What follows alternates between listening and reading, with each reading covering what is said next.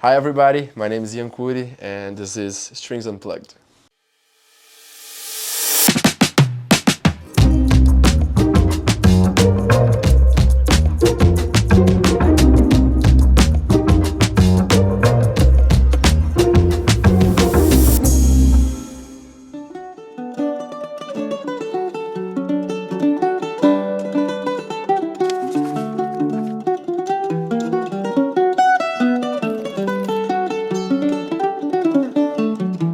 I started playing when I was 7 years old. I started playing cavaquinho, which is like a Brazilian ukulele, but the tuning is different and it's like used to play samba and choro, usually traditionally. Right?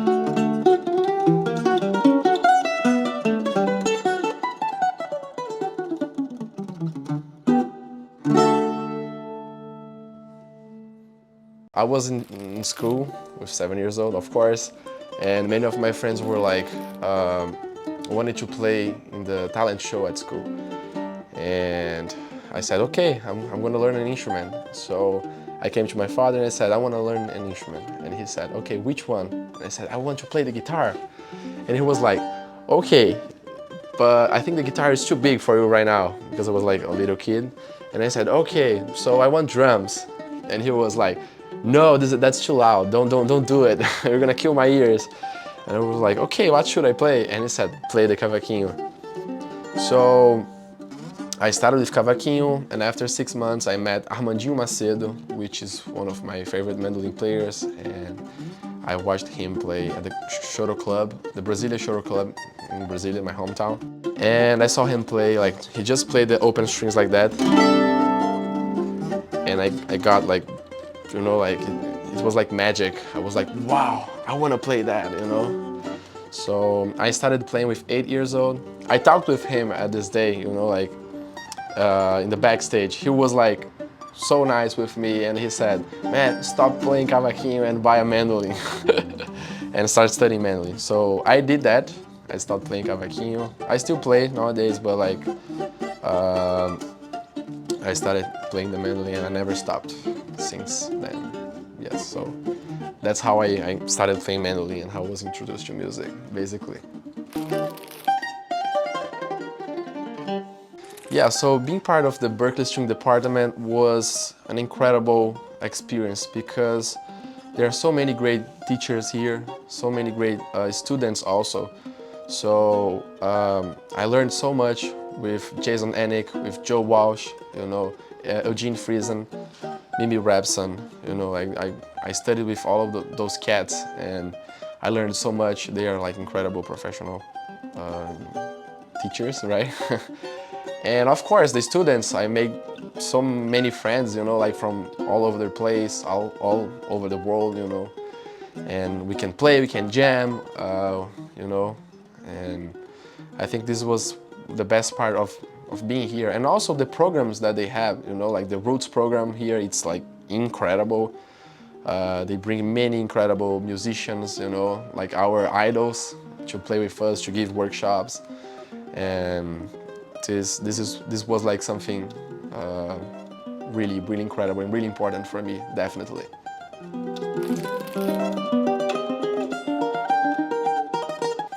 Yeah, so when I arrived here at Berklee, my first semester, I started like studying online because we were in the middle of the pandemic. But my first semester here, which was my third, you know, in person, was my first in person, my third semester at school. It was really hard because I moved from Brazil, you know, I used to live with my family, my mom, my father, my grandparents, all in the same place. And I started living by myself. So I have to overcome by many challenges, right? Not just musical challenges, but like life challenges. It was a little bit hard to deal with like the loneliness, to deal with like a little bit of anxious anxiety, right? At the beginning, I had to cook, I had to do all the things. So, but definitely getting like good night of sleep is really important. Eating healthy, doing exercise, this really helped me. Having also a psychologist, this really helped me here through all these not musical challenges.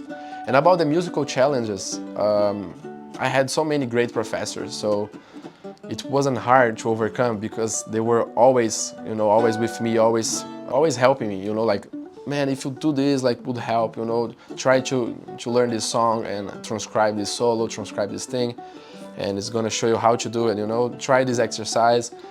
So, of course, the only way to go through all these challenges is you have to study, sit, your butt here in the chair and study many hours and yes, do your best. Like that's what I did, make great connections too. It's really easy to see here like some people that studies a lot but they don't make connections, and I think this is really not nice as a Berklee experience, You should be like making great connections. And I think I did that. I've been doing that actually.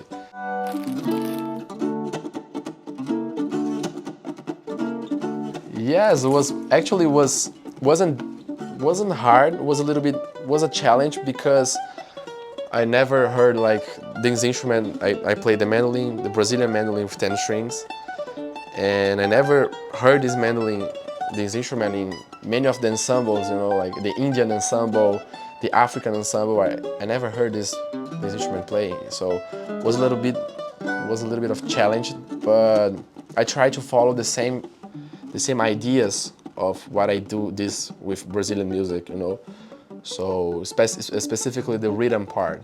I took the most important rhythm part, like of any rhythm, any ensemble I did, and I tried to adapt for this instrument. So it was a really, really nice experience. That's another thing that Berklee like can help you like with, like is to just try many new experiences and places to play new ensembles, new songs, music from all over the world, and this was really, really incredible.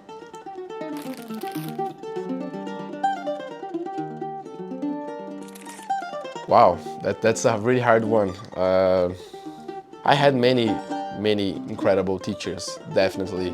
Before Berklee, it was Fernando César, definitely. He's a 7-string guitar player in Brazil. It was really important for me. Here in US, definitely Joe Walsh helped me a lot to work like in the improvisational part, of it, how to map the instrument. Jason Enick helped me a lot also with some nice tips, the way I improvise, and how to play more about like the gypsy jazz, and he introduced me like to this world, and we play together nowadays, and it's incredible, and it was because of him, and so he was also important. Nando Michelin, another incredible teacher. This guy, like he's incredible teacher. He knows everything. I have the feeling that he knows everything about like theory and music. It's insane. So I had many great professors here, many great teachers, definitely.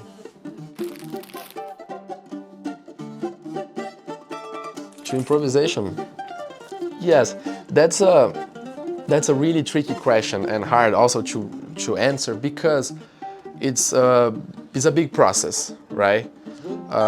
Improvising is a big process. I think the most important part, like the basic of it, is like really know what is happening in the harmony, of course.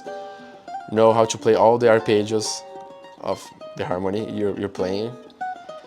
That's the basic part. Definitely, you're gonna need that to understand, the principles. And of course, transcribing solos to understand how they play, how they create, like how they build the solo, how everything is there, when you hear a recording, the way they play, the way they articulate, the way they improvise, they do the harmony. So it's really incredible to do those things, definitely.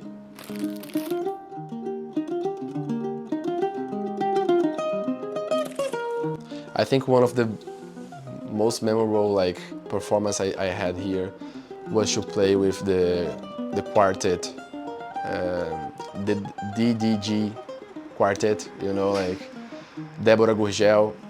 She came here to Berklee, and we played in a big band at the BPC show, and they invited me to play with them. It's a group, DDG4. and it was really memorable for me, you know, like to play with those high level musicians, you know, and then record for their album.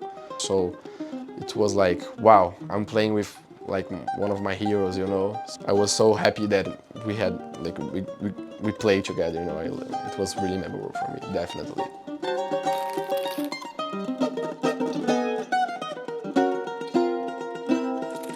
I think one great advice I could give like to people that want to come to Berklee is that like just come here, you know, like for real, just come here. Don't worry about like your level, the way you play. If you're like not like secure, you know, in what you play, on what you know, just come here and you know and do your best. You know, work really hard. Definitely work really hard. Find the best teachers. You know, like try to understand everything that is happening around you. You know, the teachers, the shows. Berklee, it's incredible. They have everything, but not always they're gonna show everything they're doing. You know, like you have to go for it. You know, sometimes it's happening at a big show and you don't know, you didn't receive anything. But if you have if you do a lot of connections, you're gonna know everything that is happening. And just come here and work hard. You know, and you're gonna be you're gonna have a really great experience. I'm sure about that.